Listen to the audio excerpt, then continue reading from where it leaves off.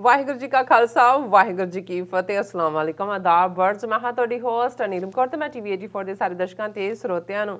ਜੀ ਆਇਆਂ ਕਹਿੰਦੀ ਆ ਪ੍ਰੋਗਰਾਮ ਸੱਚੋ ਸੱਚ ਵਿੱਚ ਜਿਹੜੇ ਇਸ ਪ੍ਰੋਗਰਾਮ ਨਾਲ ਦੇਸ਼ਾਂ ਵਿਦੇਸ਼ਾਂ ਤੋਂ ਜੁੜ ਚੁੱਕੇ ਨੇ। ਖਾਲਸਾ ਅਫੇਅਰ ਸੈਂਟਰ ਦੇ ਸੰਚਾਲਕ ਡਾਕਟਰ ਮਨਜੀਤ ਸਿੰਘ ਰੋਜ਼ਾਨਾ ਤਰ੍ਹਾਂ ਸਟੂਡੀਓ 'ਚ ਮੇਰੇ ਨਾਲ ਮੌਜੂਦ ਨੇ। ਆਓ ਉਹਨਾਂ ਨਾਲ ਗੱਲਬਾਤ ਕਰਕੇ ਅੱਜ ਦੇ ਮਿਸ਼ਨ ਸੁਪਰ ਉਹਨਾਂ ਤੋਂ ਉਹਨਾਂ ਦਾ ਤਬਸਰਾ ਜਾਣਦੇ ਹਾਂ। जी डॉक्टर साहब वाहिगुरू जी का खालसा वाहिगुरू जी की फतेह। हाँ जी नीलम कौर जी ਤੁਹਾਨੂੰ भी तो दुनिया भर च बैठे साढ़े बहुत ही प्यारे सोहने सियाणे सूझवान टीवी 84 ਦੇ ਦਰਸ਼ਕਾਂ ਨੂੰ भी वाहिगुरू जी का खालसा वाहिगुरू जी की फतेह। अस्सलाम वालेकुम जी डॉक्टर साहब जी आनू प्रोग्राम सच्चो सच विच बहुत शुक्रिया जी डॉक्टर साहब। अज 13 मई 2021 30 ਵਿਸਾਖ ਨਾਨਕਸ਼ਾਹੀ ਸੰਮਤ 553 ਦਾ ਦਿਨ ਹੈ। ਜੇ ਡਾਕਟਰ ਸਾਹਿਬ ਪ੍ਰੋਗਰਾਮ ਸ਼ੁਰੂ ਕਰਨ ਤੋਂ ਪਹਿਲਾਂ ਅਸੀਂ ਆਪਣੇ ਦਰਸ਼ਕਾਂ ਤੇ ਸਰੋਤਿਆਂ ਨੂੰ ਹਮੇਸ਼ਾ ਤਰ੍ਹਾਂ ਦੱਸ ਦਿਓ ਵਿਊਅਰਸ ਜੇ ਤੁਸੀਂ ਹੱਕ ਸੱਚ ਇਨਸਾਫ ਤੇ ਪੈਰਾ ਦਿਨ ਦਾ ਇੱਕੋ ਇੱਕ ਚੈਨਲ ਟੀਵੀ 84 ਨੂੰ ਦੇਖਣਾ ਚਾਹੁੰਦੇ ਹੋ ਤਾਂ ਤੁਸੀਂ ਦੇਖ ਸਕਦੇ ਹੋ ਸਪੈਕਟਰਮ ਕੇਬਲ, ਆਰਸੀਨ ਕੇਬਲ, ਬੈਲਫਾਰ ਕੇਬਲ ਕੈਨੇਡਾ, roku, ਚਾਦੂ ਬਾਕਸ, ਸ਼ਾਵਾ, ਫੇਸਬੁੱਕ ਟੀਵੀ 84 ਦੀ ਐਪ ਰਾਹੀਂ online streaming and IP box ਤੇ ਤੁਸੀਂ ਟੀਵੀ 84 ਨੂੰ ਦੇਖ ਸਕਦੇ ਹੋ। ਵਿਊਅਰਸ ਜੇ ਤੁਸੀਂ ਟੀਵੀ 84 ਨਾਲ ਜਾਂ ਪ੍ਰੋਗਰਾਮ ਸੱਚੋ ਸੱਚ ਨਾਲ ਫੇਸਬੁੱਕ ਰਾਹੀਂ ਜੁੜੇ ਹੋ ਤਾਂ ਇਸ ਨੂੰ ਵੱਧ ਤੋਂ ਵੱਧ ਲਾਈਕ ਕਰੋ ਤੇ ਸ਼ੇਅਰ ਕਰੋ ਅਤੇ ਨਾਲ ਹੀ YouTube ਤੇ ਸਬਸਕ੍ਰਾਈਬ ਕਰੋ। ਇਹ ਵੀ ਦੱਸਦੀ ਕਿ ਤੁਸੀਂ ਟੀਵੀ 84 ਦੀ ਐਪ ਨੂੰ ਐਂਡਰੋਇਡ ਐਂਡ ਐਪ ਸਟੋਰ ਤੇ ਡਾਊਨਲੋਡ ਕਰਕੇ ਜੋ ਟੀਵੀ 84 ਦੀ ਲਾਈਵ ਸਟ੍ਰੀਮ ਹੈ ਉਸ ਨੂੰ ਤੁਸੀਂ 24 ਆਵਰਸ ਦੇਖ ਸਕਦੇ ਹੋ। ਵਿਊਅਰਸ ਹੁਣ ਅਸੀਂ ਆਪਣੇ ਪ੍ਰੋਗਰਾਮ ਦੀ ਸ਼ੁਰੂਆਤ ਕਰਨ ਜਾ ਰਹੇ ਹਾਂ। ਪ੍ਰੋਗਰਾਮ ਦੀ ਸ਼ੁਰੂਆਤ ਕਰਾਂਗੇ ਮੁਬਾਰਕਾਂ ਦੇ ਨਾਲ। ਵਿਊਅਰਸ ਅੱਜ ਈਦ ਦਾ ਮੁਬਾਰਕ ਦਿਨ ਹੈ, ਸੋ ਅਸੀਂ ਆਪਣੇ ਮੁਸਲਮਾਨ ਵੀਰ ਭੈਣਾਂ ਨੂੰ ਸਪੈਸ਼ਲੀ ਪਾਕਿਸਤਾਨ ਵੀਰ ਭੈਣਾਂ ਨੂੰ ਅਸੀਂ ਈਦ ਦੀਆਂ ਬਹੁਤ-ਬਹੁਤ ਮੁਬਾਰਕਾਂ ਦਿੰਦੇ ਹਾਂ। ਸੋ ਪਹਿਲੇ ਸੈਗਮੈਂਟ ਦੇ ਵਿੱਚ ਆਪਾਂ ਗੱਲਬਾਤ ਕਰਨ ਜਾ ਰਹੇ ਹਾਂ ਭਾਰਤ ਦੇ ਹਵਾਲੇ ਨਾਲ ਇਜ਼ਰਾਈਲ ਦੇ ਹਵਾਲੇ ਨਾਲ ਕਿ ਮਿਡਲ ਈਸਟ ਵਿੱਚ ਇਜ਼ਰਾਈਲ ਦੀਆਂ ਜੋ ਭੜਕਾਊ ਕਾਰਵਾਈਆਂ ਨਾਲ ਹਾਲਾਤ ਬਦ ਤੋਂ ਬਦਤਰ ਹੁੰਦੇ ਜਾ ਰਹੇ ਨੇ ਅਤੇ ਇਹ ਮੁਕੰਮਲ ਜੰਗ ਵਿੱਚ ਵੀ ਬਦਲ ਸਕਦੇ ਨੇ। ਸੋ ਅਮਰੀਕਾ ਨੇ ਪਹਿਲਾਂ ਵਾਂਗ ਹੀ ਇਜ਼ਰਾਈਲ ਦੀ ਜਿਹੜੀ ਭੇਟ ਹੈ ਉਹ ਠੋਕੀ ਹੈ। ਦੁਨੀਆ ਭਰ ਵਿੱਚ ਫਲਸਤੀਨੀਆਂ ਦੇ ਹੱਕ ਵਿੱਚ ਰੋਸ ਵਿਖਾਵੇ ਜਿਹੜੇ ਨੇ ਉਹ ਹੋ ਰਹੇ ਨੇ ਅਤੇ ਇਜ਼ਰਾਈਲ ਦੀ ਨਿੰਦਿਆ ਕੀਤੀ ਜਾ ਰਹੀ ਹੈ। ਹਿੰਦੂ ਤਵੀਆਂ ਵੱਲੋਂ ਇਜ਼ਰਾਈਲ ਦੇ ਹੱਕ ਵਿੱਚ ਜਿਹੜੀ ਹੈ ਮੁਹਿੰਮ ਚਲਾਈ ਜਾ ਰਹੀ ਹੈ, ਜਦੋਂ ਕਿ ਸਿੱਖ ਕੌਮ ਦੀ ਫਲਸਤੀਨੀਆਂ ਨਾਲ ਮੁਕੰਮਲ ਹਮਦਰਦੀ ਹੈ। ਬ੍ਰਿਟਿਸ਼ ਪਾਰਲੀਮੈਂਟ ਵਿੱਚ ਸਿੱਖ ਮੈਂਬਰ ਪਾਰਲੀਮੈਂਟ ਤਰਨਮਨਜੀਤ ਸਿੰਘ ਢੇਸੀ ਨੇ ਪ੍ਰਾਈਮ ਮਿਨਿਸਟਰ ਬੋਰਿਸ ਜੌਨਸਨ ਨੂੰ ਖੱਤ ਲਿਖ ਕੇ ਮੰਗ ਕੀਤੀ ਹੈ ਕਿ ਇਜ਼ਰਾਈਲ ਦੇ ਖਿਲਾਫ ਪਾਬੰਦੀਆਂ ਲਗਾਈਆਂ ਜਾਣ ਅਤੇ ਇੰਟਰਨੈਸ਼ਨਲ ਕਮਿਊਨਿਟੀ ਸਖਤ ਕਾਰਵਾਈ ਕਰੇ। ਇਸ ਬਾਰੇ ਆਪਾਂ ਵਿਚਾਰ ਚਰਚਾ ਕਰਨ ਜਾ ਰਹੇ ਹਾਂ। ਸੋ ਅਸੀਂ ਚਾਹਾਂਗੇ ਕਿ ਤੁਸੀਂ ਸਟਾਰਟਿੰਗ ਤੋਂ ਲੈ ਕੇ ਐਂਡ ਤੱਕ ਸਾਡੇ ਨਾਲ ਇਸੇ ਤਰ੍ਹਾਂ ਹੀ ਬਣੇ ਰਹਿਣਾ। ਦੇਖਣ ਸੁਣ ਲਈ ਤੁਹਾਡਾ ਸਭ ਦਾ ਬਹੁਤ-ਬਹੁਤ ਸ਼ੁਕਰੀਆ। ਜੀ ਡਾਕਟਰ ਸਾਹਿਬ ਕੀ ਕਹਿਣਾ ਚਾਹੋਗੇ? ਦੇਖੋ, ਸਭ ਤੋਂ ਪਹਿਲਾਂ ਤਾਂ ਅਸੀਂ ਆਪਣੇ ਸਾਰੇ ਹੀ ਮੁਸਲਮਾਨ ਭੈਣਾਂ ਭਰਾਵਾਂ ਨੂੰ ਦੁਨੀਆ ਭਰ 'ਚ ਬੈਠੇ ਜਿਹੜੇ ਸਾਡੇ ਨਾਲ ਲਗਾਤਾਰਤਾ ਨਾਲ ਪਿਛਲੇ 7-8 ਸਾਲ ਤੋਂ ਜੁੜੇ ਹੋਏ ਨੇ ਉਹਨਾਂ ਨੂੰ ਈਦ ਮੁਬਾਰਕ ਕਹਿੰਦੇ। ਜੀ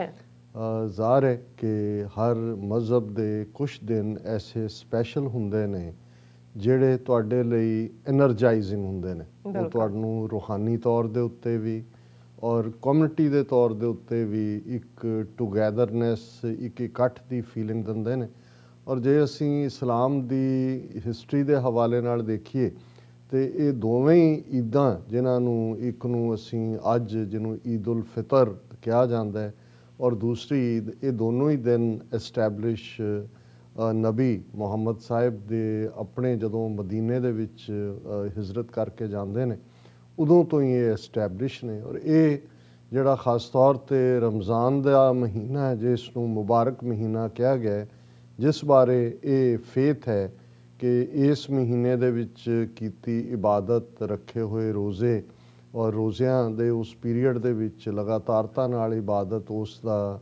ਫਰੂਟ ਜਾਂ ਫਲ ਹੋਰ ਵੀ ਜ਼ਿਆਦਾ ਹੁੰਦਾ। ਇਹ ਇੱਕ ਸੈਲਫ ਡਿਸਿਪਲਿਨ ਵੀ ਹੈ। ਔਰ ਵੈਸੇ ਇਸਲਾਮ ਦੇ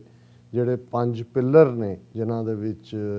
ਜ਼ਾਹਰ ਹੈ ਕਿ ਨਮਾਜ਼ ਵੀ ਹੈ, ਹੱਜ ਵੀ ਹੈ, ਜ਼ਕਾਤ ਵੀ ਹੈ, ਰੋਜ਼ਾ ਵੀ ਹੈ ਔਰ ਜ਼ਾਹਰ ਹੈ ਕਿ ਕਲਮਾ ਉਸ ਨਾਲ ਜੁੜਿਆ ਹੋਇਆ ਹੈ। ਸੋ ਇਹ ਜ਼ਕਾਤ ਔਰ ਰੋਜ਼ਾ ਇਹ ਵੀ ਇਕੱਠੇ ਜਾਂਦੇ ਨੇ ਕਿਉਂਕਿ ਇਸ ਮਹੀਨੇ ਦੇ ਵਿੱਚ ਜਿੱਥੇ ਸੂਰਜ ਚੜ੍ਹਨ ਤੋਂ ਪਹਿਲਾਂ ਰੋਜ਼ਾ ਰੱਖ ਕੇ, ਰੋਜ਼ੇ ਦਾ ਮਤਲਬ ਆਪਣੇ ਆਪ ਨੂੰ ਇੱਕ ਡਿਸਿਪਲਿਨ 'ਚੋਂ ਵੀ ਗੁਜ਼ਾਰਨਾ, ਇਹ ਮਹਿਸੂਸ ਹੋਣਾ ਕਿ ਜੇ ਤੁਹਾਡੇ ਕੋਲ ਅੰਨ ਨਾ ਹੋਏ, ਖਾਣ ਨੂੰ ਨਾ ਹੋਏ, ਈਵਨ ਪਾਣੀ ਵੀ ਨਹੀਂ ਪੀਤਾ ਜਾਂਦਾ ਰੋਜ਼ੇ ਦੇ ਦੌਰਾਨ, ਉਹਨਾਂ ਵਾਲੀਆਂ ਫੀਲਿੰਗਸ ਤੁਸੀਂ ਕਿਵੇਂ ਮਹਿਸੂਸ ਕਰਦੇ ਹੋ? ਔਰ ਫਿਰ ਤੁਸੀਂ ਸ਼ੁਕਰਗੁਜ਼ਾਰੀ ਮਹਿਸੂਸ ਕਰਦੇ ਹੋ ਕਿ ਰੱਬ ਨੇ ਤੁਹਾਨੂੰ ਖਾਣ ਲਈ, ਪੀਣ ਲਈ ਇਹਨਾਂ ਜਿਹੜੀਆਂ ਸੁਗਾਤਾਂ ਤੁਹਾਨੂੰ ਦਿੱਤੀਆਂ ਹੋਈਆਂ ਨੇ। ਬਿਲਕੁਲ। ਦੂਸਰਾ, ਜਦੋਂ ਤੁਸੀਂ ਇਸ ਡਿਸਪਲਿਨ 'ਚ ਆਪਣੇ ਆਪ ਨੂੰ ਬੰਨ੍ਹਦੇ ਹੋ ਤੇ ਉਸ ਦੇ ਨਾਲ ਇਬਾਦਤ, ਔਰ ਇਹ ਨਹੀਂ ਹੈ ਹਾਲਾਂਕਿ ਸਾਰੇ ਹੀ 12 ਮਹੀਨੇ ਜਾਂ 365 ਦਿਨ ਜਿਹੜੇ ਸੋਲਰ ਕੈਲੰਡਰ ਦੇ ਨੇ ਜਾਂ ਲਿਊਨਰ ਕੈਲੰਡਰ ਦੇ ਥੋੜ੍ਹੇ ਘੱਟ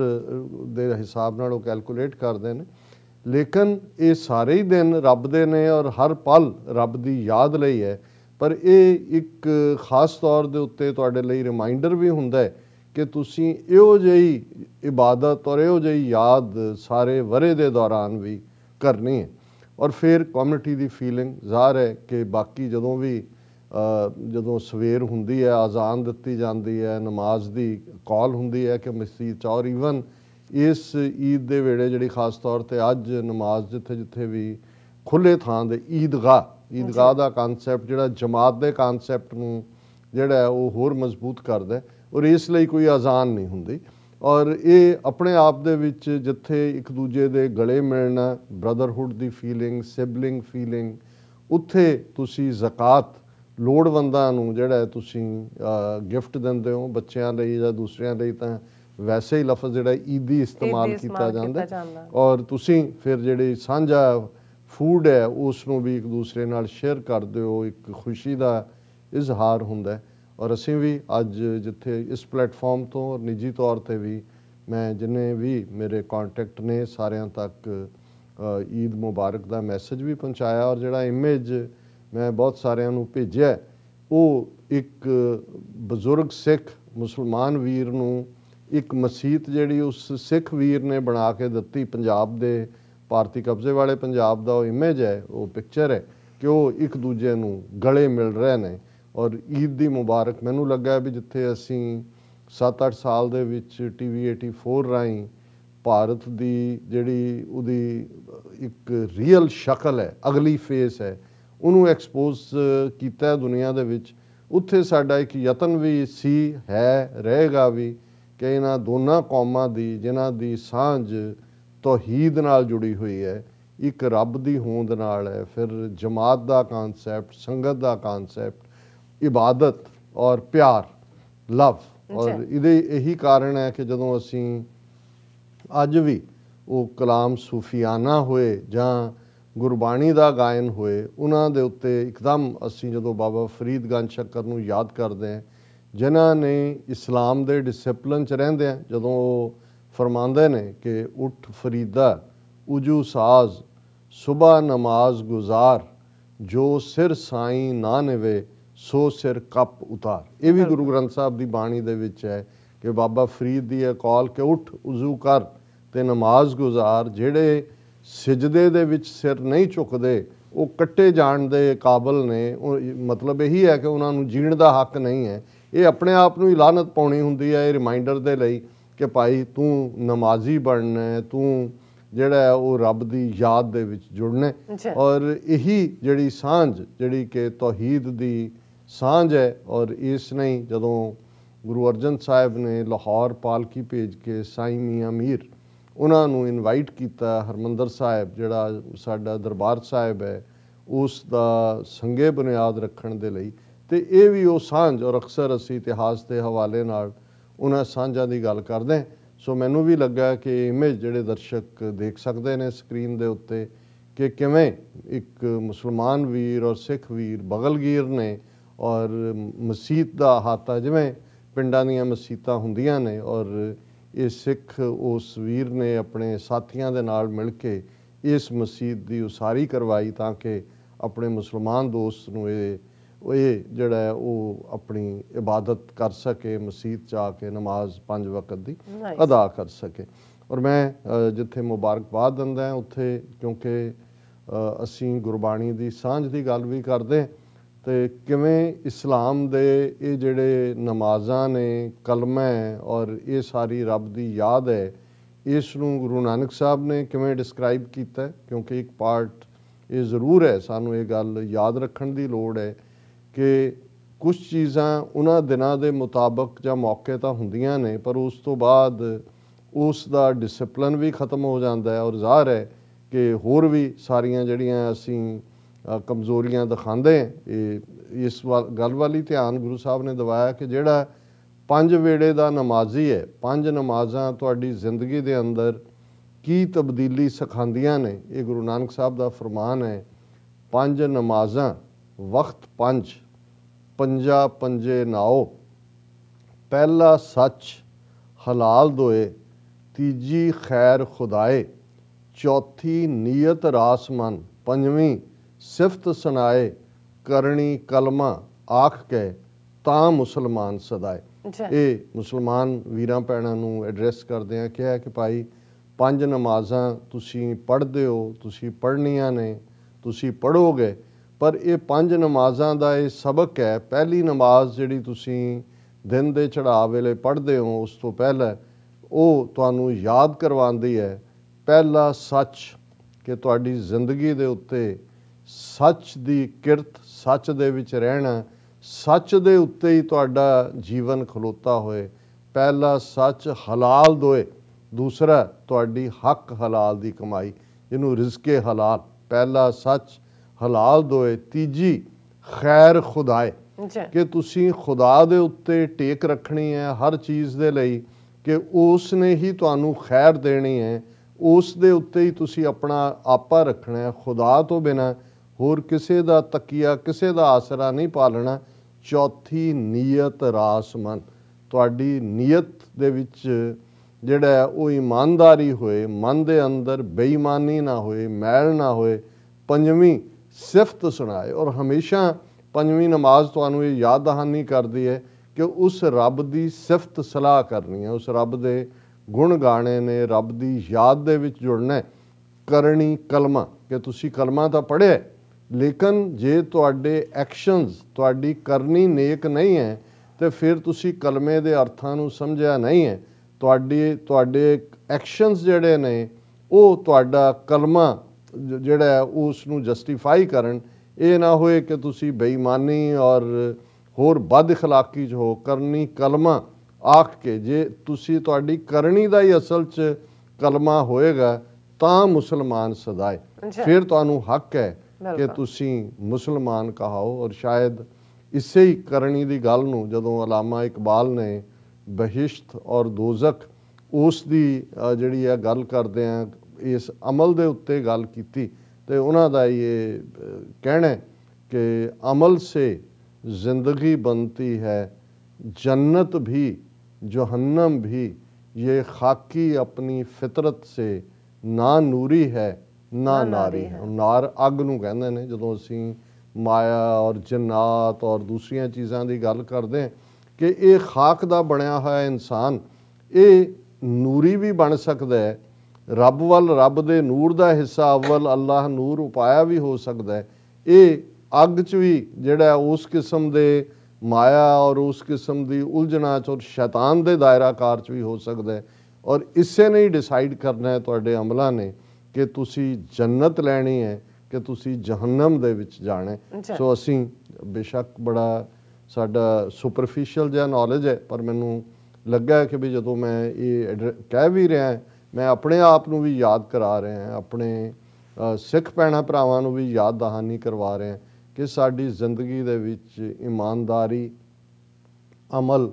ਇਨਸਾਨੀਅਤ ਦਾ ਪਿਆਰ, ਔਰ ਅੱਜ ਜਦੋਂ ਦੁਨੀਆ 'ਚ ਚਾਰ ਚਫੇਰੇ ਨਫ਼ਰਤ ਦਾ ਬੋਲਬਾਲਾ ਹੈ, ਨਫ਼ਰਤ ਸ਼ੈਤਾਨ ਦੀ ਦੱਸ ਪਾਉਂਦੀ ਹੈ, ਔਰ ਪਿਆਰ, ਮੁਹੱਬਤ ਇਹ ਰੱਬ ਦੇ ਨੂਰੀ ਬੰਦੇ ਹੋਣ ਦਾ ਜਿਹੜਾ ਪੈਗਾਮ ਹੈ। ਔਰ ਅਸੀਂ ਇਸ ਨਫ਼ਰਤ ਨੂੰ ਤੋੜੀਏ ਦੁਨੀਆ ਦੇ ਵਿੱਚ। ਔਰ ਇਹ ਬਗਲਗੀਰ ਹੋਣ ਦਾ ਵੀ ਇਹੀ ਸੀ ਕਿ ਚਾਰ ਚਫੇਰੇ ਅਸੀਂ ਇਹ ਸਮਝੀਏ ਕਿ ਏਕ ਪਿਤਾ ਏਕਸ ਕੇ ਹਮ ਬਾਰਿਕ, ਕਿ ਸਾਡੇ ਇੱਕ ਪਿਤਾ ਰੱਬ ਵਾਹਿਗੁਰੂ ਅੱਲਾਹ ਤਾਲਾ ਨੇ, ਅਸੀਂ ਸਾਰੇ ਉਸ ਦੀ ਰਿਆਇਆ ਜਿਹੜੇ ਆ ਇੱਕ ਦੂਸਰੇ ਦੇ ਨਾਲ ਮੁਹੱਬਤ ਕਰੀਏ, ਇੱਕ ਦੂਸਰੇ ਦੇ ਕੰਮ ਆਉਣ ਦੀ ਭਾਵਨਾ ਹੋਏ। ਔਰ ਇਹ ਜਦੋਂ ਵੀ ਅਸੀਂ ਸਾਰੇ ਹੀ ਮਜ਼ਹਬ ਈਸਾਈਅਤ ਦੇ ਹਵਾਲੇ ਨਾਲ ਦੇਖੀਏ, ਇਸਲਾਮ ਦੇ ਹਵਾਲੇ ਨਾਲ ਹੈ ਜਾਂ ਬੁੱਧ ਧਰਮ ਦੇ ਹਵਾਲੇ ਨਾਲ ਹੈ, ਕਿ ਜਦੋਂ ਇਹ ਵੀ ਕਿਹਾ ਜਾਂਦਾ ਹੈ ਕਿ ਆਪਣੇ ਗਵਾਂਢੀ ਨੂੰ ਪਿਆਰ ਕਰੋ, ਆਪਣੇ ਲਵ ਥਾਈ ਨੇਬਰ, ਕ੍ਰਿਸਚਨਸ ਦਾ ਇਹ ਕਹਿਣਾ, ਤੇ ਮਕਸਦ ਮਤਲਬ ਇਹੀ ਹੈ ਕਿ ਵੀ ਉਹ ਗਵਾਂਢੀ ਚੰਗਾ ਜਾਂ ਮਾੜਾ, ਇਹ ਨਹੀਂ ਕਿਹਾ ਹੋਇਆ ਕਿ ਲਵ ਯੂਰ ਗੁੱਡ ਨੇਬਰ।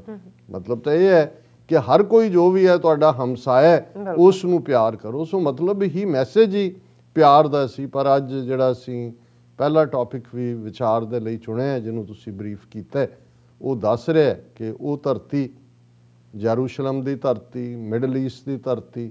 ਜਿੱਥੇ ਦੁਨੀਆ ਦੇ ਇਹ ਤਿੰਨੋਂ ਵੱਡੇ ਮਜ਼ਹਬ ਜੂਡਾਇਜ਼ਮ, ਕ੍ਰਿਸਚੀਅਨਿਟੀ, ਇਸਲਾਮ, ਉਹਨਾਂ ਦੇ ਪੈਗੰਬਰ ਵੀ ਆਏ, ਉਹਨਾਂ ਦਾ ਜਨਮ ਹੋਇਆ, ਉਹਨਾਂ ਦੇ ਪ੍ਰੋਫਿਟ ਵੀ ਸਾਂਝੇ ਨੇ। ਉਹੀ ਅਬਰਾਹਮ ਇਧਰ ਹਜ਼ਰਤ ਇਬਰਾਹੀਮ ਨੇ, ਉਹੀ ਮੋਜ਼ਿਜ਼ ਇਧਰ ਹਜ਼ਰਤ ਮੂਸਾ ਨੇ, ਉਹੀ ਡੇਵਿਡ ਜਿਹੜੇ ਯਹੂਦੀਆਂ ਦੇ ਨੇ, ਉਹੀ ਹਜ਼ਰਤ ਦਾਊਦ ਨੇ, ਔਰ ਉਹੀ ਜੀਸਸ ਕ੍ਰਾਈਸਟ ਹਜ਼ਰਤ ਈਸਾ ਨੇ। ਹੁਣ ਸਾਂਝ ਪੈਗੰਬਰਾਂ ਦੀ ਵੀ ਹੈ, ਸਾਂਝ ਕਿਤਾਬ ਵਾਲੇ ਹੋਣ ਦੀ ਵੀ ਹੈ, ਲੇਕਿਨ ਇਹਦੇ ਬਾਵਜੂਦ ਜੋ ਅੱਗ ਅੱਜ ਉੱਥੇ ਬਲ ਰਹੀ ਹੈ, ਔਰ ਅੱਜ ਦੀ ਨਹੀਂ ਬਲ ਰਹੀ ਹੈ, ਅਸੀਂ ਦੇਖ ਰਹੇ ਹਾਂ ਉਸ ਤੋਂ ਪਹਿਲਾਂ ਵੀ, ਸਦੀਆਂ ਪਹਿਲਾਂ ਕਿਸੇ ਜ਼ਮਾਨੇ 'ਚ ਕਰੂਸੇਡਸ ਦੇ ਨਾਂ ਥੱਲੇ, ਔਰ 20ਵੀਂ ਸਦੀ 'ਚ ਜਦੋਂ ਕਿ ਇੱਕ ਨਵਾਂ ਮੈਪ ਜਿਹੜਾ ਕਲੋਨੀਅਲਸ ਨੇ ਬਣਾਇਆ, ਆਟੋਮੈਨ ਐਮਪਾਇਰ, ਜਿਸ ਦਾ ਜਿਹੜੀ ਹੈ ਉਹ ਗਿਰਾਵਟ ਹੋਈ ਔਰ ਮਿਡਲ ਈਸਟ ਉਹਨਾਂ ਦੇ ਹੱਥਾਂ 'ਚੋਂ ਨਿਕਲਿਆ, ਔਰ ਫਿਰ ਇਹਨਾਂ ਕਲੋਨੀਅਲਸ ਨੇ, ਉਹ ਬ੍ਰਿਟਿਸ਼ ਹੋਣ, ਫਰੈਂਚ ਹੋਣ, ਦੂਸਰੇ ਹੋਣ, ਉਹਨਾਂ ਨੇ ਜਿਹੜੀ ਮੈਪ ਮੇਕਿੰਗ ਕੀਤੀ। ਜ਼ਾਹਰ ਹੈ ਫਲਸਤੀਨ ਬ੍ਰਿਟਨ ਦੇ ਕਬਜ਼ੇ 'ਚ ਆਇਆ, ਕੰਟਰੋਲ 'ਚ ਆਇਆ। ਫਿਰ ਕਿਵੇਂ 1948 ਦੇ ਵਿੱਚ ਜਿਹੜਾ ਇਹਨਾਂ ਦਾ ਆਪਣਾ ਗਿਲਟ ਸੀ ਯੂਰਪ ਦਾ, ਯਹੂਦੀਆਂ ਦੀ ਨਸਲਕੁਸ਼ੀ ਕੋਈ ਮੁਸਲਮਾਨਾਂ ਨੇ ਨਹੀਂ ਕੀਤੀ ਹੈ, ਉਹ ਉਸੇ ਹੀ ਯੂਰਪ ਦੇ ਵਿੱਚ। ਔਰ ਉਹ ਕੋਈ ਠੀਕ ਹੈ ਕਿ ਨਾਜ਼ੀਆਂ ਨੇ ਜਾਂ ਉਹਦੇ ਮੁਸੋਲਿਨੀ ਦੇ ਥੱਲੇ ਇਹ ਐਕਸਲਰੇਟ ਹੋਈ, ਲੇਕਿਨ ਇਹ ਤਾਂ 2000 ਸਾਲ ਦੀ ਕਹਾਣੀ। ਤੁਸੀਂ ਯੂਰਪ ਦੇ ਨਾਲ ਜੁੜਿਆ ਹੋਇਆ ਯਹੂਦੀ ਵਰਸਸ ਕ੍ਰਿਸਚੀਅਨਿਟੀ ਦੀ ਹਿਸਟਰੀ ਦੇਖੋ, ਤੇ ਉਹ ਦੱਸਦੀ ਹੈ ਕਿ ਵੀ ਜੇ ਉਹਨਾਂ ਨੂੰ ਹਾਲਾਂ ਜਦੋਂ ਜਿਊ ਉੱਥੋਂ ਪਰਸੀਕਿਊਟ ਹੋਏ ਨਿਕਲਦੇ ਵੀ ਸੀ, ਤੇ ਜੇ ਕਿਤੇ ਉਹਨਾਂ ਨੂੰ ਤਹਫ਼ੁਜ਼ ਮਿਲਿਆ, ਹੁਣ ਬਹੁਤ ਵਾਰ ਮੈਂ ਅੱਗੇ ਵੀ ਸ਼ਾਇਦ ਇੱਕ ਵਾਰ ਜ਼ਿਕਰ ਕੀਤਾ ਸੀ ਕਿ ਜਦੋਂ ਬੋਸਨੀਆ ਹਰਜ਼ੇਗੋਵੀਨਾ ਜਿਹੜਾ ਅੱਜ ਮੁਲਕ ਹੈ, ਉਹਨਾਂ ਦੀ ਕੈਪੀਟਲ ਸਾਰਾਯੇਵੋ ਦਾ ਘਿਰਾਓ ਸੀ ਪੂਰਾ, ਕਿੰਨੇ 2 ਸਾਲ ਉਹਨੂੰ ਘੇਰ ਕੇ ਰੱਖਿਆ, ਔਰ ਸਰਬਾਂ ਨੇ, ਔਰ ਜ਼ੁਲਮ ਹੋ ਰਹੇ ਸੀ, ਔਰ ਉੱਥੇ ਇੰਟਰਵੀਨ ਕਰੇ ਨੈਟੋ, ਅਮਰੀਕਾ ਇੰਟਰਵੀਨ ਕਰੇ, ਉਹ ਲੌਬੀ ਯਹੂਦੀ ਕਰ ਰਹੇ ਸੀ ਵਾਸ਼ਿੰਗਟਨ DC ਦੇ ਵਿੱਚ, ਸੀਜ ਆਫ ਸਾਰਾਯੇਵੋ ਦੇ ਥੱਲੇ। ਮੈਂ ਵੀ ਉਸ ਗਰੁੱਪ ਨੂੰ ਜੁਆਇਨ ਕੀਤਾ ਕਿਉਂਕਿ ਸਾਡੀ ਹਮਦਰਦੀ ਬੋਸਨੀਅਨਸ ਨਾਲ ਸੀ, ਜਿਵੇਂ ਅੱਜ ਫਲਸਤੀਨੀਆਂ ਨਾਲ ਹੈ। ਪਰ ਮੈਨੂੰ ਇਹ ਹੈਰਾਨੀ ਵੀ ਹੋਈ ਕਿ ਯਹੂਦੀ ਜਿਹੜੀਆਂ ਆਰਗੇਨਾਈਜੇਸ਼ਨਾਂ ਨੇ ਇੱਥੇ ਦੀਆਂ, ਉਹ ਲੀਡ ਕਰ ਰਹੀਆਂ। ਔਰ ਮੈਂ ਜਿਹੜੀ ਉਹਨਾਂ ਦੀ ਇੰਚਾਰਜ ਲੇਡੀ ਸੀ ਵਾਸ਼ਿੰਗਟਨ DC 'ਚ, ਉਹਨੂੰ ਮੈਂ ਪੁੱਛਿਆ ਕਿ ਵੀ ਤੁਸੀਂ ਮਿਡਲ ਈਸਟ ਕੁਛ ਹੋਰ ਕਰ ਰਹੇ ਹੋ, ਇੱਥੇ ਕੁਛ, ਤੇ ਉਹਨੇ ਕਿਹਾ ਕਿ ਵੀ ਅਸੀਂ ਜਦੋਂ ਇਨਕੁਇਜ਼ੀਸ਼ਨ ਹੋਈ ਸਪੇਨ ਦੇ ਵਿੱਚ, ਔਰ ਉਸ ਇਨਕੁਇਜ਼ੀਸ਼ਨ ਜਿੱਥੇ ਮੁਸਲਮਾਨਾਂ ਦਾ ਸਫਾਇਆ ਉਹਨਾਂ ਨੇ ਕੀਤਾ, ਜਿਹੜੇ ਈਸਾਈਅਤ ਦੇ ਨਾਂ ਥੱਲੇ ਆਏ, ਉੱਥੇ ਯਹੂਦੀਆਂ ਨੂੰ ਵੀ ਉੱਥੋਂ ਕੱਢਿਆ ਵੀ, ਮਾਰਿਆ ਵੀ, ਕਨਵਰਟ ਵੀ ਕੀਤਾ। ਤਾਂ ਉਹਨੇ ਕਿਹਾ ਕਿ ਉਦੋਂ ਜਿਹੜੇ ਅਸੀਂ ਮਾਰੇ ਫਿਰ ਰਹੇ ਸੀ, ਇਹ 1492 ਪੀਰੀਅਡ ਦੀ ਗੱਲ ਹੈ, ਔਰ ਉਹੀ ਪੀਰੀਅਡ ਹੈ ਜਦੋਂ ਕੋਲੰਬਸ ਜਿਹੜਾ ਉਹ ਅਮਰੀਕਾ ਦੇ ਸ਼ੋਰ ਦੇ ਉੱਤੇ ਪਹੁੰਚਦਾ ਹੈ, ਜਦੋਂ ਵਾਸਕੋ ਡੀ ਗਾਮਾ ਜਿਹੜਾ ਉਹ ਗੋਆ ਦੇ ਵਿੱਚ ਜਾ ਕੇ ਪਹੁੰਚਦਾ ਪੁਰਤਗਾਲੀ। ਤੇ ਉਹਨੇ ਕਿਹਾ ਵੀ ਸਾਨੂੰ ਹੋਰ ਕਿਤੇ ਨਹੀਂ ਸੀ ਮਿਲੀ ਥਾਂ, ਤੇ ਜਿੱਥੇ ਪ੍ਰੈਜ਼ੈਂਟ ਡੇ ਬੋਸਨੀਆ ਹੈ ਜਾਂ ਇਹ ਅੰਪਾਇਰ ਸੀ, ਇਹਨਾਂ ਨੇ ਸਾਨੂੰ ਜਿਹੜੀ ਹੈ ਉਹ ਸ਼ੈਲਟਰ ਦਿੱਤੀ ਸੀ, ਔਰ ਅਸੀਂ ਉਹ ਪੇ ਬੈਕ ਕਰ ਰਹੇ ਹਾਂ। ਸੋ ਇੱਕ ਚੰਗਾ ਜੈਸਚਰ ਵੀ ਸੀ ਕਿ ਤੁਹਾਨੂੰ 5 ਸਦੀਆਂ ਦੀ ਹਿਸਟਰੀ ਨਹੀਂ ਭੁੱਲੀ ਹੈ ਕਿ ਭਾਈ ਤੁਹਾਨੂੰ ਉਹਨਾਂ ਨੇ ਉੱਥੇ ਸ਼ੈਲਟਰ ਦਿੱਤੀ ਸੀ। ਪਰ ਜੇ ਅਸੀਂ ਇੱਕ ਪਾਸੇ ਹਮੇਸ਼ਾ ਸਾਡੀ ਇਸ ਗੱਲ ਨਾਲ ਹਮਦਰਦੀ ਹੈ, ਜਦੋਂ ਵੀ ਕਿਸੇ ਦੀ ਵੀ ਨਸਲਕੁਸ਼ੀ ਹੁੰਦੀ ਹੈ, ਜੋ ਯਹੂਦੀਆਂ ਦੇ ਨਾਲ 2000 ਸਾਲ 'ਚ ਹੁੰਦਾ ਰਿਹਾ ਯੂਰਪ ਦੇ ਵਿੱਚ, ਜਾਂ ਨਾਜ਼ੀਆਂ ਨੇ ਕੀਤਾ, ਖਾਸ ਤੌਰ 'ਤੇ ਜਦੋਂ ਅਸੀਂ ਗੈਸ ਚੈਂਬਰ 6 ਮਿਲੀਅਨ ਜੂਜ਼ ਦੀ ਪਰਸੀਕਿਊਸ਼ਨ ਦੀ ਗੱਲ ਹੁੰਦੀ ਹੈ, ਨਾਜ਼ੀਆਂ ਨੇ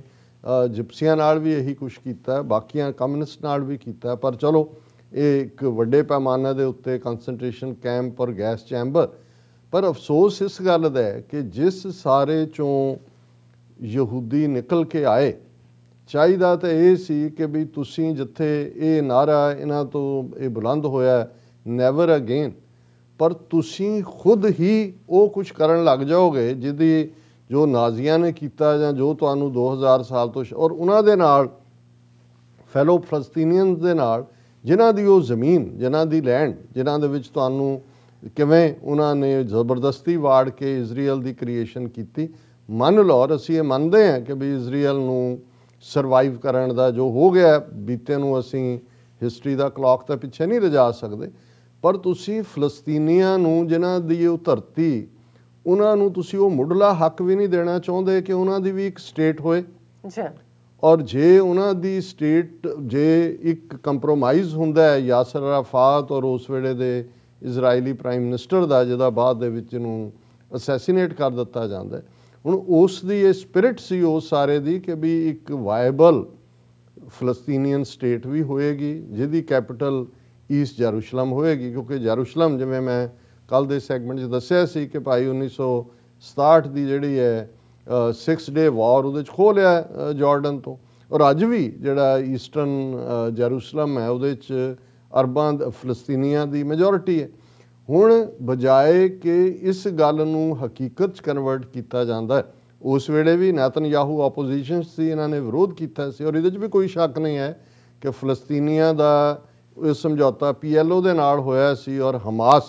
ਜਿਹਨੂੰ ਮੈਂ ਹਮਸ ਕੱਲ ਕਿਹਾ, ਹਾਲਾਂ ਜਦੋਂ ਮੈਂ ਕਰੈਕਟ ਪ੍ਰੋਨਾਂਸੀਏਸ਼ਨ ਦੀ ਕੋਸ਼ਿਸ਼ ਮੈਨੂੰ ਮਿਲ ਜਾਂਦਾ ਹੈ ਫਿਰ ਮੈਂ ਗਾਜ਼ਾ ਵੀ ਨਹੀਂ ਹੈ, ਕਿਉਂਕਿ ਜਦੋਂ ਅਸੀਂ ਅੰਗਰੇਜ਼ੀ ਸਾਨੂੰ ਅਰਬੀ ਤਾਂ ਆਉਂਦੀ ਨਹੀਂ ਕਿ ਭਾਈ ਇਹ ਗਜ਼ਾ ਹੈ ਔਰ ਇਹ ਹਮਾਸ ਹੈ, ਕਿੱਥੇ ਕੰਨਾ ਲੱਗਦਾ ਹੈ ਕਿੱਥੇ ਉੱਡਦਾ। ਪਰ ਮੈਂ ਹੁਣ ਕਰੈਕਟ ਕਰਨ ਦੀ ਕੋਸ਼ਿਸ਼ ਕਰ ਰਿਹਾ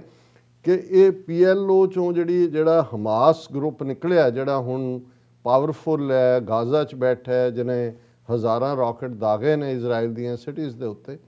ਇਹਨਾਂ ਦੀ ਵੀ ਜਿਹੜੀ ਲਾਈਨ ਸੀ ਉਹ ਇਹ ਜੀ ਅਸੀਂ ਇਹਨੂੰ ਸਮੁੰਦਰ 'ਚ ਹੀ ਸੁੱਟਣਾ ਇਜ਼ਰਾਈਲ ਨੂੰ, ਅਸੀਂ ਇਹਦੇ ਨਾਲ ਵੀ ਸਹਿਮਤ ਨਹੀਂ ਹਾਂ। ਅਸੀਂ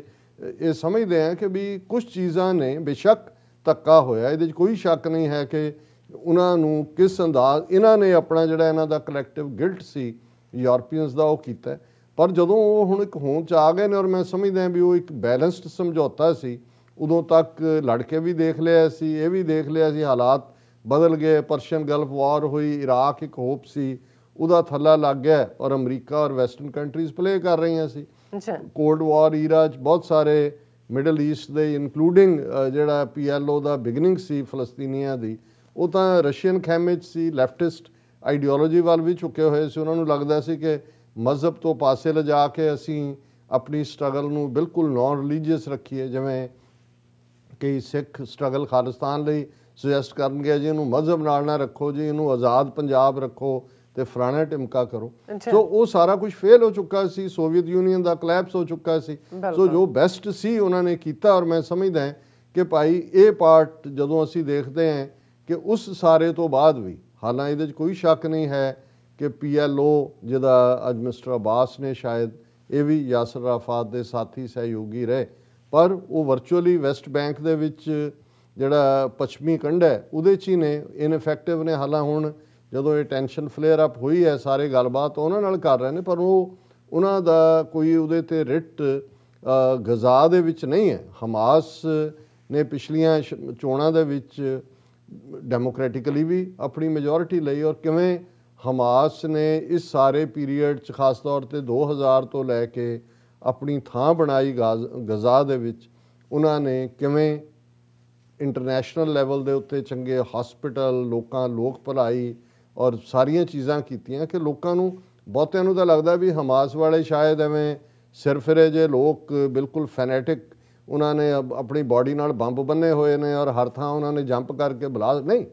ਉਹਨਾਂ ਨੇ ਬਹੁਤ ਵੱਡੇ ਲੈਵਲ 'ਤੇ ਹਿਊਮੈਨੀਟੇਰੀਅਨ ਕੰਮ ਵੀ ਕੀਤਾ ਔਰ ਉਹ ਇੱਕ ਡੈਮੋਕ੍ਰੈਟਿਕ ਤਰੀਕੇ ਦੇ ਨਾਲ ਵੀ, ਪਰ ਉਹਨਾਂ ਨੂੰ ਰੈਕਗਨਾਈਜ਼ ਨਹੀਂ ਕੀਤਾ ਗਿਆ ਕਿਉਂਕਿ ਅਮਰੀਕਾ ਨੇ, ਪੱਛਮੀ ਤਾਕਤਾਂ ਨੇ ਹਮਾਸ ਨੂੰ ਜਿਹੜਾ ਉਹ ਦਹਿਸ਼ਤਗਰਦ ਐਲਾਨਿਆ ਹੋਇਆ। ਹੁਣ ਉਸ ਸਾਰੇ ਪੀਰੀਅਡ ਦੇ ਚੱਲਦੇ ਆ, ਇਸ 'ਚ ਕੋਈ ਦੋ ਰਾਵਾਂ ਨਹੀਂ ਨੇ ਕਿ ਇਹ ਜਿਹੜੀ ਤਾਜ਼ਾ ਪ੍ਰੋਵੋਕੇਸ਼ਨ ਹੈ, ਇੱਕ ਚੱਲ ਰਿਹਾ ਸੀ ਕਿ ਬਜਾਏ ਕਿ ਇਜ਼ਰਾਈਲ ਆਪਣਾ ਉਹ ਪ੍ਰੋਮਿਸ ਜਿਹੜੀ ਸਪਿਰਿਟ ਆਫ ਦਾ ਐਗਰੀਮੈਂਟ ਸੀ ਦੋਨਾਂ ਦੇ ਵਿੱਚ ਉਹਨੂੰ ਫੁੱਲਫਿਲ ਕਰਦਾ, ਇਹਨਾਂ ਦੇ ਤਾਂ ਬਦਨੀਅਤੀ ਰਹੀ ਔਰ ਖਾਸ ਤੌਰ 'ਤੇ ਨੇਤਨਯਾਹੂ ਨਿਓ ਨਾਜ਼ੀ ਔਰ ਕਿਸ ਅੰਦਾਜ਼ 'ਚ ਇਹਨਾਂ ਨੇ ਉਸ ਸਾਰੇ ਨੂੰ ਸੈਬੋਤਾਜ ਕੀਤਾ, ਕਿਵੇਂ ਜਿਹੜਾ ਉਹ ਸੈਟਲਮੈਂਟਸ ਬਣਾਉਣ ਦੀ ਲਾਈਨ ਜਾਰੀ ਰਹੀ ਔਰ ਹੁਣ ਟਰੰਪ ਦੇ ਵੇਲੇ ਤਾਂ ਉਸ ਏਰੀਆ ਨੂੰ ਪਰਮਾਨੈਂਟਲੀ ਐਨੈਕਸ ਕਰਨ ਦੀ ਲਾਈਨ ਸੀ ਔਰ ਅਮਰੀਕਾ ਨੇ ਆਪਣੀ ਤੇਲ ਅਵੀਵ ਤੋਂ ਐਮਬੈਸੀ ਚੁੱਕ ਕੇ ਜੈਰੂਸਲਮ ਲੈ ਆਂਦੀ ਔਰ ਉਸ ਸਾਰੇ ਤੋਂ ਇਹ ਚੱਲ ਰਿਹਾ ਸੀ ਭੜਕਾਟ। ਔਰ ਜਦੋਂ ਤੱਕ ਅਸੀਂ ਦੇਖਦੇ ਹਾਂ ਕਿ ਰਮਜ਼ਾਨ ਦੇ ਇਸ ਮਹੀਨੇ ਦੀ ਸ਼ੁਰੂਆਤ ਦੇ ਮੌਕੇ ਤੱਕ ਪਹੁੰਚਦੇ ਹਾਂ ਈਸਟਰਨ ਜੈਰੂਸ਼ਲਮ, ਫਿਰ ਇਹੀ ਨਹੀਂ ਜਿਵੇਂ ਇਹ ਨਿਓ ਨਾਜ਼ੀ ਜਾਂ ਜਿਹੜੇ ਜ਼ਾਓਨਿਸਟ ਕਿਸਮ ਦੇ ਨੇ, ਇਹ ਉਸ ਦਿਨ ਨੂੰ ਜਦੋਂ ਕਿ ਇਹ 6 ਡੇ ਵਾਰ 'ਚ ਜੈਰੂਸ਼ਲਮ ਕੈਪਚਰ, ਇਹਨੂੰ ਬੜੀ ਵਿਕਟਰੀ ਸੈਲੀਬ੍ਰੇਸ਼ਨ ਮਨਾਉਂਦੇ ਨੇ ਔਰ ਉਹਨਾਂ ਨੇਬਰਹੁੱਡ ਚੋਂ ਆਪਣਾ ਪ੍ਰੋਸੈਸ਼ਨ ਕੱਢਦੇ ਨੇ ਜਿੱਥੇ ਫਲਸਤੀਨੀ ਰਹਿੰਦੇ ਨੇ। ਮਤਲਬ ਜ਼ਾਹਰ ਹੈ ਕਿ ਪ੍ਰਵੋਕ ਕਰਨ ਦੀ ਲਾਈਨ, ਔਰ ਹੁਣ ਵੀ ਬੇਸ਼ੱਕ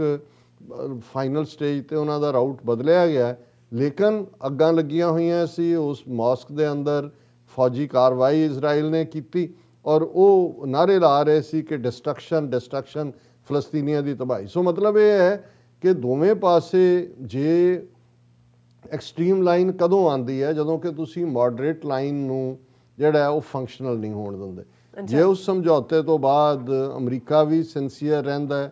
ਇਜ਼ਰਾਈਲ ਦੇ ਵਿੱਚ ਵੀ ਤਬਦੀਲੀ ਹੁੰਦੀ ਉਹਨਾਂ ਦੇ ਵਿਹਾਰ, ਫਲਸਤੀਨੀ ਜਿਹੜੇ ਨੇ ਉਹਨਾਂ ਦੀ ਇੱਕ ਆਪਣੀ ਸਟੇਟ, ਈਸਟਰਨ ਜੈਰੂਸ਼ਲਮ ਉਹਨਾਂ ਦੀ ਕੈਪੀਟਲ ਹੁੰਦੀ, ਸਮੁੰਦਰ ਤੱਕ ਉਹਨਾਂ ਦੀ ਐਕਸੈਸ ਹੁੰਦੀ। ਸੋ ਉਹਨਾਂ ਦੇ ਲਈ ਵੀ ਉਹ ਅੱਜ ਅਸੀਂ ਦੇਖ ਰਹੇ ਹਾਂ ਕਿ ਪਿਛਲੇ ਆਲਮੋਸਟ 70 ਸਾਲ ਤੋਂ ਕੈਂਪਾਂ 'ਚ ਬੈਠੇ ਉਹ ਕਿਵੇਂ ਰੁਲ ਰਹੇ ਨੇ, ਉਹਨਾਂ ਦਾ ਹਾਲ ਕੀ ਹੈ। ਗਜ਼ਾ ਦੇ ਵਿੱਚ ਵੀ ਤੁਸੀਂ ਦੇਖੋ ਛੋਟੀ ਜਿਹੀ ਸਟ੍ਰਿਪ 20-25 ਮੀਲ ਦੀ, ਔਰ ਉਹਦੇ 'ਚ ਹਾਈਐਸਟ ਕੰਸਨਟ੍ਰੇਸ਼ਨ ਹੈ ਪਾਪੂਲੇਸ਼ਨ ਦੀ। ਹੁਣ ਜਦੋਂ ਅੱਜ ਅਸੀਂ ਗੱਲ ਕਰ ਰਹੇ ਹਾਂ ਕਿ ਇੰਟਰਨੈਸ਼ਨਲੀ UN ਜਾਂ ਰਸ਼ੀਅਨ ਉਹਨਾਂ ਦੀ ਪ੍ਰੈਜ਼ੀਡੈਂਟ ਦੀ ਸਾਂਝੀ ਸਟੇਟਮੈਂਟ ਆਈ ਕਿ ਪੀਸ ਰੀਸਟੋਰ ਕਰੋ, ਪਰ ਅਮਰੀਕਾ ਦਾ ਉਹੀ ਜੋ ਪਹਿਲਾਂ ਕਰਦੇ ਨੇ। ਜੋ ਬੇਸ਼ੱਕ ਇਹ ਹਾਲਾਤ ਇਜ਼ਰਾਈਲ ਨੇ ਜਾਂ ਨੈਤਨਯਾਹੂ ਨੇ ਜਿਹੜਾ ਖੁਦ ਕਰਪਟ ਹੈ ਫੋਰਸ ਕੀਤੇ ਨੇ, ਪਰ ਜਿਵੇਂ ਅੱਜ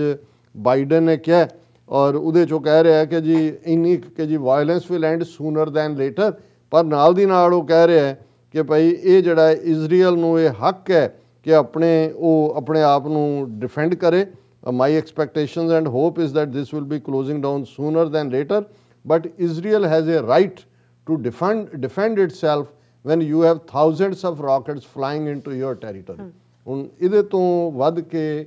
ਕੀ ਜਿਹੜੀ ਹੈ ਉਹ ਬਿਲਕੁਲ ਬਾਇਸਡ ਔਰ ਇੱਕ ਪਾਸੜ ਸਟੈਂਡ ਹੋ ਸਕਦਾ ਹੈ। ਲੇਕਿਨ ਫਿਰ ਵੀ ਅਸੀਂ ਅਮਰੀਕਾ, ਯੂਰਪ ਦੇ ਜਸਟਿਸ ਲਵਿੰਗ ਲੋਕਾਂ ਨੂੰ, ਜਿਨ੍ਹਾਂ 'ਚ ਇਕੱਲੇ ਮੁਸਲਮਾਨ ਹੀ ਸ਼ਾਮਲ ਨਹੀਂ ਨੇ, ਉਹ ਸਾਰੇ ਲੋਕ ਜਿਹੜੇ ਇਸ ਵੇਲੇ ਚਾਰ ਚੁਫੇਰੇ ਪ੍ਰੋਟੈਸਟ ਹੋ ਰਹੇ ਨੇ, ਲੋਕ ਸੜਕਾਂ 'ਤੇ ਨਿਕਲੇ ਨੇ। ਯੂਰਪ, ਇੰਗਲੈਂਡ ਦੇ ਵਿੱਚ ਵੀ ਖਾਸੀ ਹਮਦਰਦੀ ਫਲਸਤੀਨੀਆਂ ਦੇ ਨਾਲ ਹੈ, ਕਿਉਂਕਿ ਇੱਕ ਇਹ ਫੀਅਰ ਹੈ ਹੁਣ ਇਸ ਵੇਲੇ ਇਜ਼ਰਾਈਲ ਦੀ ਜਿਹੜੀ ਹੈ ਫੌਜ, ਇਨਫੈਂਟਰੀ,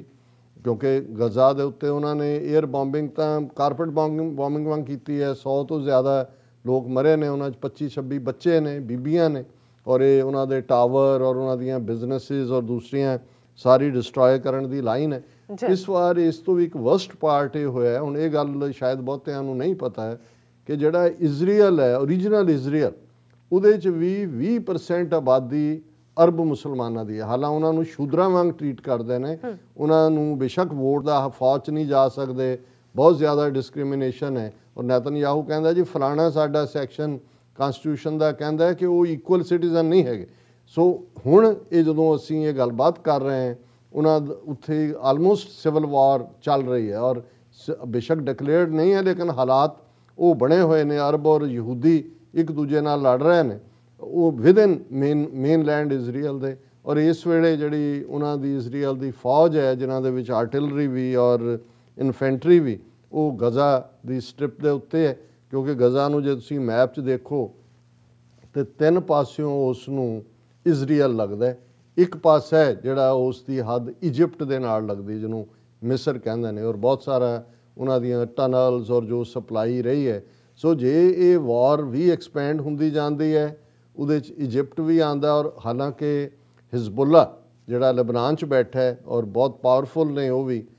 ਬੈਕਡ ਬਾਈ ਈਰਾਨ, ਉਹਨਾਂ ਨੇ ਵੀ ਉਹਨਾਂ ਦੇ ਇਜ਼ਰਾਈਲੀ ਸੀ ਕੋਸਟ ਦੇ ਨੇੜੇ ਜਿਹੜੇ ਨੇ 3 ਰਾਕਟ ਸੁੱਟੇ ਨੇ। ਅਜੇ ਉਹ ਜੁਆਇਨ ਨਹੀਂ ਕੀਤਾ ਉਹਨਾਂ ਨੇ। ਜੇ ਉਹ ਹੁੰਦਾ ਫਿਰ ਤਾਂ ਇੰਟਰਨੈਸ਼ਨਲ ਲੈਬਨਾਨ ਵੀ ਜੁਆਇਨ ਕਰ ਜਾਂਦਾ, ਪਰ ਉਹਨਾਂ ਨੇ ਮੈਸੇਜ ਇਹ ਦਿੱਤਾ ਕਿ ਵੀ ਆਰ ਵਾਚਿੰਗ, ਕਿ ਵੀ ਅਸੀਂ ਦੇਖ ਰਹੇ ਹਾਂ। ਹਾਲਾਂਕਿ ਇਹਦੇ 'ਚ ਕੋਈ ਸ਼ੱਕ ਨਹੀਂ ਹੈ ਕਿ ਵੀ ਇਜ਼ਰਾਈਲ ਬਹੁਤ ਪਾਵਰਫੁਲ ਹੈ, ਪਰ ਜਦੋਂ ਹੱਥੋਂ ਹੱਥ ਲੜਾਈ ਹੁੰਦੀ ਹੈ, ਹੁਣ ਇਹ 7 ਜੇ ਇਜ਼ਰਾਈਲੀ ਮਾਰੇ ਗਏ ਔਰ ਇਹਦੇ ਬਾਵਜੂਦ ਕਿ ਉਹਨਾਂ ਦੇ ਕੋਲ ਡਿਫੈਂਸ ਸਿਸਟਮ ਹੈ ਰਾਕਟ ਰੋਕਣ ਦਾ, ਉਹਨੂੰ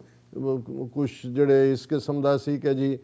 ਅਸੀਂ ਡਿਫੈਂਡ ਕਰ ਲਾਂਗੇ, ਸਾਡੇ ਸਕਾਈਜ਼ ਜਿਹੜੇ ਨੇ ਉਹ ਸਿਕਿਉਰ ਨੇ, ਪਰ ਉਵੇਂ ਹੋਇਆ ਨਹੀਂ ਹੈ। ਸੋ ਇਹ ਤਾਂ ਲੜਾਈ ਹੁੰਦੀ ਹੈ, ਉਹਦੇ 'ਚ ਕੌਣ ਕਿਹਦਾ ਮਰਿਆ, ਬੇਗੁਨਾਹ ਹੀ ਮਰਦੇ ਨੇ। ਔਰ ਜਦੋਂ ਜੇ ਹੁਣ ਇਹ ਗਰਾਊਂਡ ਅਟੈਕ ਹੁੰਦਾ ਫਿਰ ਬਹੁਤ ਜ਼ਿਆਦਾ ਬਲੱਡ ਸ਼ੈਡ ਹੋਏਗਾ, ਫਿਰ ਤਾਂ ਗਲੀ ਗਲੀ ਹਰ ਘਰ ਦੇ ਬਾਹਰ ਹੋਏਗਾ। ਔਰ ਇਹ ਇੱਕ ਬੜਾ ਦੁਖਦਾਈ ਪਾਰਟ ਸਾਰਾ ਹੀ ਜਿਹੜਾ ਇਸ ਨੂੰ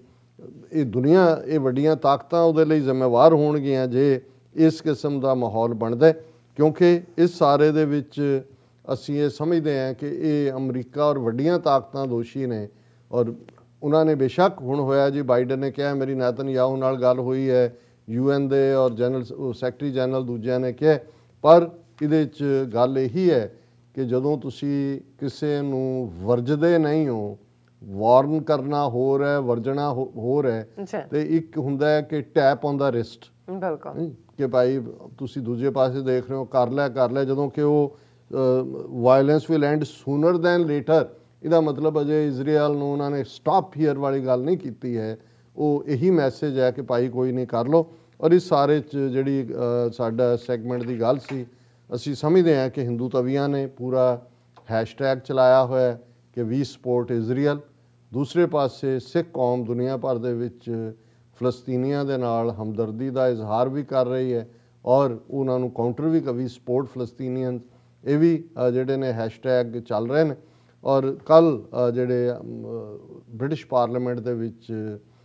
ਤਨਮਨਜੀਤ ਸਿੰਘ ਢੇਸੀ ਸਿੱਖ ਮੈਂਬਰ ਪਾਰਲੀਮੈਂਟ ਨੇ, ਉਹਨਾਂ ਨੇ ਇੱਕ ਬੜਾ ਸਟਰੋਂਗਲੀ ਵਰਡਡ ਲੈਟਰ ਜਿਹੜਾ ਬੋਰਿਸ ਜੌਨਸਨ ਪ੍ਰਾਈਮ ਮਿਨਿਸਟਰ ਨੂੰ ਲਿਖਿਆ, ਜਿਸ ਤੋਂ ਇਹ ਜ਼ਾਹਰ ਹੈ, ਮੈਂ ਸਮਝਦਾ ਵੀ ਕਾਸ਼ ਕਿ ਇਸ ਕਿਸਮ ਦੀ ਸਪੋਰਟ ਫਲਸਤੀਨੀਆਂ ਦੇ ਲਈ, ਕਸ਼ਮੀਰੀਆਂ ਦੇ ਲਈ, ਖਾਲਿਸਤਾਨ ਦੇ ਮੁੱਦੇ 'ਤੇ, ਬਾਕੀ ਵੀ 57 ਮੁਲਕ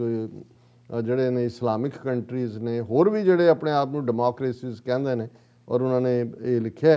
ਕਿ I am writing following the disturbing events unfolding in occupied ਫਲਸਤੀਨ। ਪਹਿਲੀ ਗੱਲ ਹੀ ਉਹਨਾਂ ਨੇ ਸ਼ੁਰੂ ਇੱਥੋਂ ਕੀਤੀ ਕਿ ਫਲਸਤੀਨ ਆਕੂਪਾਈਡ ਹੈ। ਕਿਨੇ ਆਕੂਪਾਈ ਕੀਤਾ ਜ਼ਾਹਰ ਹੈ, like many other MPs and their constituents I am becoming increasingly concerned about the violence and forced evictions imposed on Palestinians living in Sheikh Jarrah। ਕਿਉਂਕਿ ਇਹ ਜਿਹੜਾ ਇੱਕ ਫੈਸਲਾ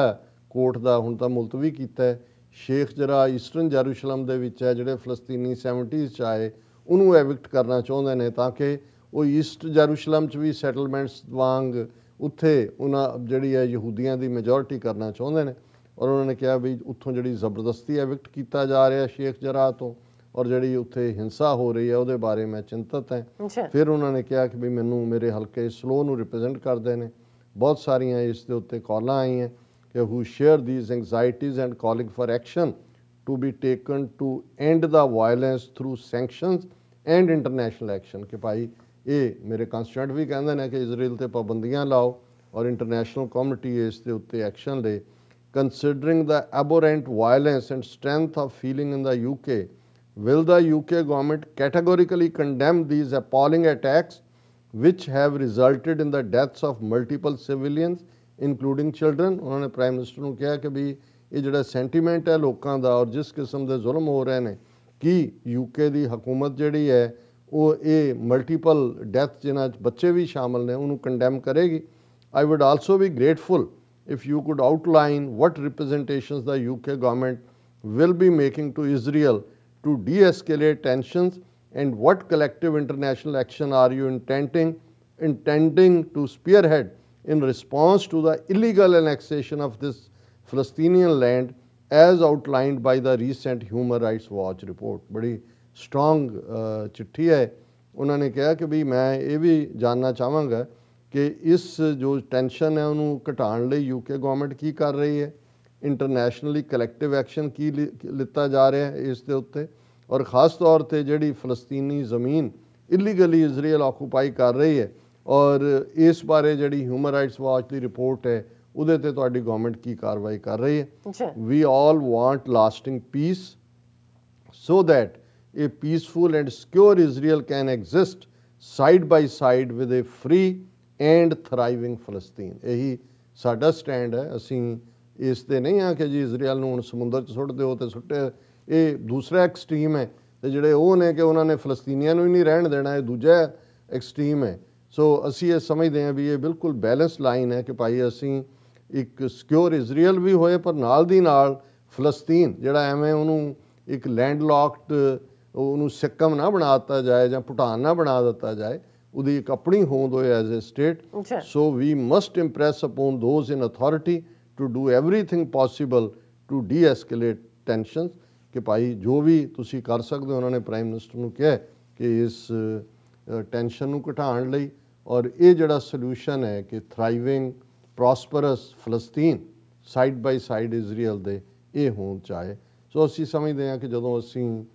ਡਾਇਸਪੋਰਾ ਸਿੱਖਾਂ ਦੇ ਰੋਲ ਦੀ ਗੱਲ ਕਰਦੇ, ਸਾਡੇ ਨੁਮਾਇੰਦੇ ਜਿਹੜੇ ਬੈਠੇ ਨੇ ਪਾਰਲੀਮੈਂਟਸ ਦੇ ਵਿੱਚ ਵੀ, ਜਗਮੀਤ ਸਿੰਘ ਜਿਹੜੇ NDP ਦੇ ਲੀਡਰ ਨੇ, ਉਹਨਾਂ ਨੇ ਵੀ ਆਵਾਜ਼ ਚੁੱਕੀ ਹੈ। ਔਰ ਸਾਰੇ ਪਾਸੇ ਸਾਨੂੰ ਸਿੱਖ ਹੋਣ ਦੇ ਨਾਤੇ ਫਖਰ ਹੁੰਦਾ ਹੈ ਕਿ ਇਹ ਸਾਡੇ ਨੁਮਾਇੰਦੇ ਗੁਰੂਆਂ ਦੇ ਦੱਸੇ ਉਸ ਰਸਤੇ ਦੇ ਉੱਤੇ ਤੁਰ ਰਹੇ ਨੇ, ਜਿਹਦੇ 'ਚ ਇਹ ਹੈ ਕਿ ਭਾਈ ਗਰੀਬ ਦੀ ਬਾਂਹ ਫੜਨੀ ਹੈ, ਮਜ਼ਲੂਮ ਦੀ ਬਾਂਹ ਫੜਨੀ ਹੈ, ਔਰ ਜਿੱਥੇ ਵੀ ਜ਼ੁਲਮ ਔਰ ਧੱਕਾ ਹੁੰਦਾ ਹੈ ਉਸ ਦੇ ਖਿਲਾਫ ਆਵਾਜ਼ ਚੁੱਕਣੀ। ਜੀ ਡਾਕਟਰ ਸਾਹਿਬ, ਤੁਹਾਡਾ ਬਹੁਤ ਬਹੁਤ ਸ਼ੁਕਰੀਆ। ਤੁਸੀਂ ਪਹਿਲਾਂ ਹਮੇਸ਼ਾ ਸਾਡੇ ਦਰਸ਼ਕਾਂ ਨਾਲ ਸਾਂਝਾ ਕੀਤਾ। ਸੋ ਇੱਥੇ ਲੈਣੇ ਬ੍ਰੇਕ ਤੋਂ ਪਹਿਲਾਂ ਅਸੀਂ ਆਪਣੇ ਦਰਸ਼ਕਾਂ ਤੇ ਸਰੋਤਿਆਂ ਨੂੰ ਅਪੀਲ ਤੇ ਬੇਨਤੀ ਕਰਦੀ ਵਿਊਅਰਸ, ਜਿਸ ਤਰ੍ਹਾਂ ਕਿ ਤੁਸੀਂ ਜਾਣਦੇ ਹੋ ਕਿ TV 84 ਹੱਕ ਸੱਚ ਇਨਸਾਫ ਦੀ ਜਿਹੜੀ ਉਹ ਆਵਾਜ਼ ਹੈ ਉਹ ਬੁਲੰਦ ਕਰ ਰਿਹਾ ਹੈ। ਇਹ ਆਵਾਜ਼ ਤੁਹਾਡੇ ਪਿਆਰ ਸਦਕਾ, ਤੁਹਾਡੇ ਵਿਸ਼ਵਾਸ ਸਦਕਾ, ਤੁਹਾਡੇ ਡੋਨੇਸ਼ਨ ਸਦਕਾ ਹੀ ਹੋ ਰਹੀ ਹੈ। ਸੋ TV 84 ਗੁਰੂ ਨਾਨਕ ਸਾਹਿਬ ਜੀ ਦੇ ਸਾਂਝੀ ਵਾਲਤਾ ਦੇ ਫਲਸਫੇ ਨੂੰ ਸਾਰੀ ਦੁਨੀਆ ਦੇ ਵਿੱਚ ਪ੍ਰਚਾਰ ਤੇ ਪ੍ਰਸਾਰ ਰਿਹਾ ਹੈ। ਔਰ TV 84 ਤੁਹਾਡੀ ਡੋਨੇਸ਼ਨ ਦੀ ਹੱਕਦਾਰ ਹੈ। ਔਰ TV 84 ਨੂੰ ਚਲਾਉਣ ਵਾਲੀ ਮਦਰ ਆਰਗੇਨਾਈਜੇਸ਼ਨ ਗਲੋਬਲ ਸਿੱਖ ਅਫੇਅਰਸ ਮੀਡੀਆ ਇੰਕ ਇੱਕ not for profit and tax exempt organisation ਹੈ। ਸੋ ਵਿਊਅਰਸ, ਇਸ ਨੂੰ ਦਿੱਤੀ ਗਈ ਤੁਹਾਡੇ ਦੁਆਰਾ ਇੱਕ ਜਿਹੜੀ ਪੈਨੀ ਹੈ ਉਹ ਟੈਕਸ ਡਿਡਕਟੇਬਲ ਹੈ। ਸੋ ਡੋਨੇਸ਼ਨ ਕਰਨ ਲਈ ਤੁਸੀਂ TV 84 ਦੀ ਐਪ ਤੇ ਜਾ ਕੇ ਜਾਂ ਫਿਰ tv84.tv ਤੇ ਜਾ ਕੇ ਡੋਨੇਟ ਦੇ ਬਟਨ ਨੂੰ ਫੋਲੋ ਕਰੋ। ਤੁਸੀਂ ਆਪਣੀ ਡੋਨੇਸ਼ਨ ਆਟੋ ਪੇ ਰਾਹੀਂ ਮੰਥਲੀ ਜਾਂ ਫਿਰ ਵਨ ਸ਼ਾਟ ਵੀ ਕਰ ਸਕਦੇ ਹੋ। ਤੁਸੀਂ ਡੋਨੇਟ ਕਰਨ ਲਈ ਬੈਂਕ ਅਕਾਊਂਟ, ਜ਼ੈਲ, ਹਰ ਕਿਸਮ ਦਾ ਕ੍ਰੈਡਿਟ ਕਾਰਡ, ਡੈਬਿਟ ਕਾਰਡ ਦੀ ਵਰਤੋਂ ਕਰ ਸਕਦੇ ਹੋ। ਤੁਸੀਂ TV 84 ਦੇ ਨਾਮ ਤੇ ਚੈੱਕ ਬਣਾ ਕੇ ਸਾਨੂੰ ਮੇਲ ਵੀ ਕਰ ਸਕਦੇ ਹੋ ਸਾਡੇ ਇਸ ਪਤੇ ਤੇ 36-01 37th Avenue, Long Island City, New York 11101 USA, ਜਾਂ ਫਿਰ ਤੁਸੀਂ ਸਾਨੂੰ ਫੋਨ ਰਾਹੀਂ ਵੀ ਸੰਪਰਕ ਕਰ ਸਕਦੇ ਹੋ ਸਾਡੇ ਫੋਨ ਨੰਬਰ ਤੇ 5166191984। ਤੁਸੀਂ ਸਾਨੂੰ ਈਮੇਲ ਵੀ ਕਰ ਸਕਦੇ ਹੋ support@tv84.tv ਤੇ। ਅਸੀਂ ਤੁਹਾਡੇ ਤਹਿ ਦਿਲ ਤੋਂ ਸ਼ੁਕਰਗੁਜ਼ਾਰ ਹੋਵਾਂਗੇ। ਸੋ ਇੱਥੇ ਲੈਣੇ ਬ੍ਰੇਕ ਵਿਊਅਰਸ, ਤੁਸੀਂ ਸਾਨੂੰ ਇਸੇ ਤਰ੍ਹਾਂ ਹੀ ਬਣੇ ਰਹਿਣਾ। ਮਿਲਦੇ ਹਾਂ ਆਫਟਰ ਦਿਸ ਸ਼ਾਰਟ ਬ੍ਰੇਕ।